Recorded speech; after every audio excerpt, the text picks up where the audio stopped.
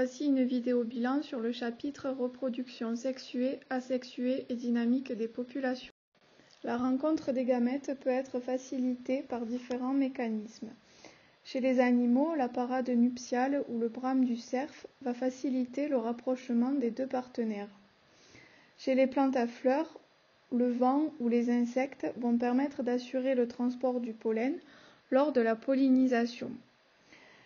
Chez les plantes à fleurs également, certaines substances chimiques vont permettre le rapprochement des cellules reproductrices en favorisant la croissance du tube pollinique et en l'orientant en direction du pistil.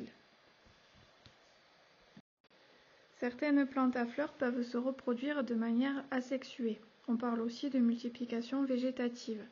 Elles vont utiliser certaines parties dites végétatives de la plante mère pour former un nouvel individu clone.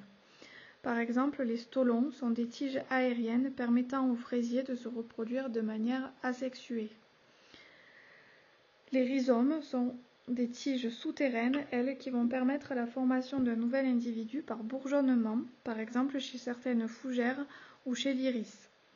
Ces propriétés peuvent être utilisées par l'homme en réalisant par exemple la technique du marcottage qui consiste à faire développer des racines sur une partie aérienne de la plante mère. Comme vous pouvez le voir sur le diaporama, on va en fait enterrer une partie aérienne dans un terreau riche en humus de façon à ce que des racines se développent et obtenir ainsi un nouvel individu. Le bouturage est une autre technique qui peut être utilisée qui consiste à couper un fragment de la plante mère, à le mettre dans de l'eau afin que des racines se développent et une fois que les racines se sont développées, on peut le replanter dans de la terre. La reproduction asexuée existe aussi chez certaines espèces animales.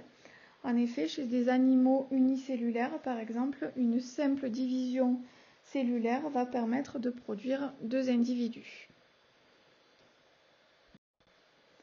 Pour se maintenir dans son milieu, une population d'êtres vivants va devoir trouver les éléments nécessaires pour constituer son habitat et pour se nourrir dans le milieu.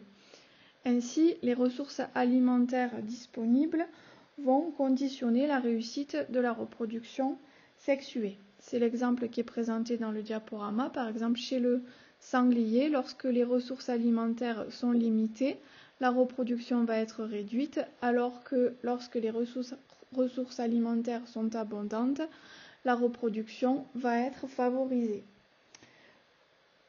Donc le milieu va avoir une influence sur la dynamique des populations.